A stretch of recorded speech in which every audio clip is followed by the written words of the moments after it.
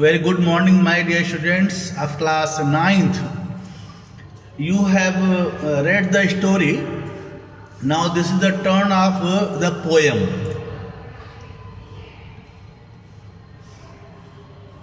Poem, The Heart of the Tree, chapter number 1.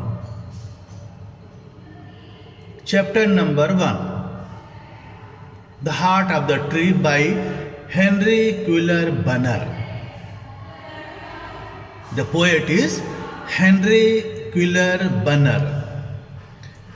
First of all, you must know about the poem, what is the poem all about.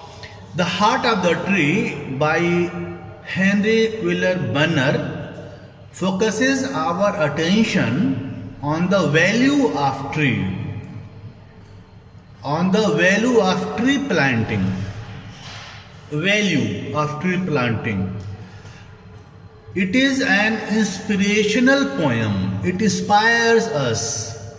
It inspires us to plant trees. We know how our indiscriminate felling of trees had led to environmental disaster in our times. Divided into 3 stanzas, the poem tells us of the various benefits of planting a tree. Each stanza opens with the same question. Each stanza opens with the same question. What is the question? The question arises by the poet, what does he plant who plants a tree? The answer is provided by the poet himself. He asks the question to the readers. But he doesn't wait the answer from the readers. He himself provides the answer. The answer provided by the poet himself. He who plants a tree plants many things. He, the person who plants a tree, plants many things like the gentle sunlight, free breezes, beauty, music and harmony. He ensures cool shade and tender rain. He leaves a rich legacy for the coming generation. He who plants a tree is conscious of the growth and development of his country. In other words, trees are our best bet for better environment and growth. They are symbolic of so many things. The poet thus persuades us to plant a tree. He wants to agree us, persuades us to plant tree for our benefits and for the benefits of coming generations. Its message is of great relevance in modern times, in today's time.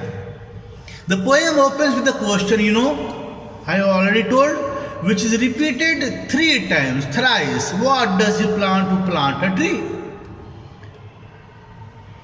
A tree is friend of the sun and the sky. In other words, it ensures healthy environment. It ensures cool, free breezes. The place where it stands is akin to heaven, as it shelters birds, as it gives a shelter to the birds. One can hear their sweet songs in twilights. So one who plants a tree creates a congenial atmosphere. Congenial, generous, atmosphere all around in which there is peace, comfort, beauty, music, and harmony. Then the poet goes on to enumerate several other benefits of planting trees. A tree ensures cool shade for us in summer. It causes tender rains. It gives seeds and birds to bloom into flowers. A tree is a symbol of a forest heritage. It can serve us as a living legacy for the next generation. For the next generation. It is the symbol of joy for our stillborn children. Thus, tree link our present and future. Then the poet says that he who plants a tree does a civic good. All his neighbors feel blessed and benefited. It is he who ensures the growth of his country. In other words, a country's growth and progress depends on the wealth of trees. He who plants a tree yearns for the welfare of his country.